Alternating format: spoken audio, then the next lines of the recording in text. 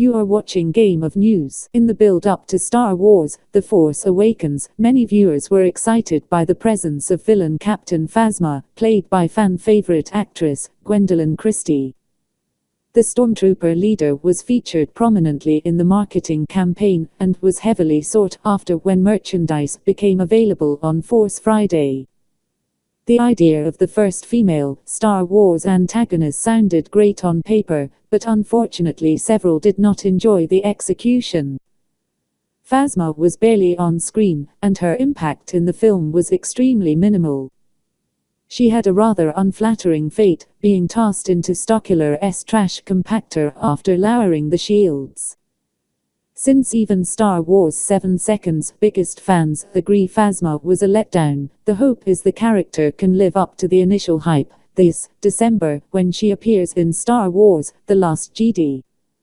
Though there are rumors Finn will do battle with a new executioner stormtrooper, echoing his showdown with Traitor in Force Awakens, there ideally will be room for Phasma to take part in the action as well. Perhaps writer/director Rian Johnson went into the film looking for ways to improve the character, since Phasma has a spiffy new weapon in the sequel. Making Star Wars heard from one of their sources, Phasma is in possession of a spear this time around, and allegedly looks killer. Details were very brief, but the object was further described as a weapon, a staff.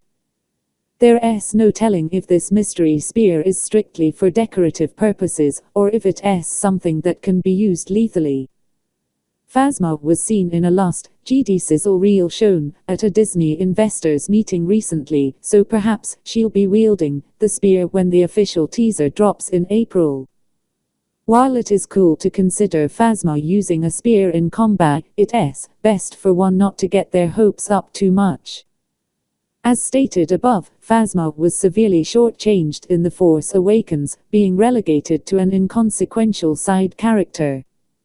With all episode V has to unpack continuing the stories of the main cast, introducing new faces, it's difficult to see how Phasma's role can be expanded without things becoming forced in an effort to overcompensate.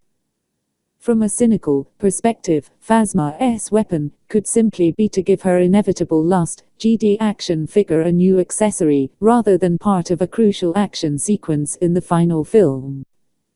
That said, Phasma could very well turn into a person of some importance as this new galactic war rages on. Prior to Episode V's premiere, when Phasma was confirmed to return, Kathleen Kennedy stated she had big plans for the villain, and referred to her as an important character.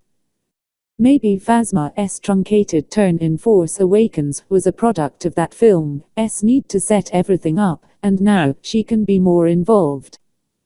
After all, her former soldier Finn is going to be undercover on a First Order command ship, so there should be plenty of opportunities for the two to interact and come to blows. Key release dates: Star Wars 8/Star Wars: The Last Jedi release date, December 15, 2017.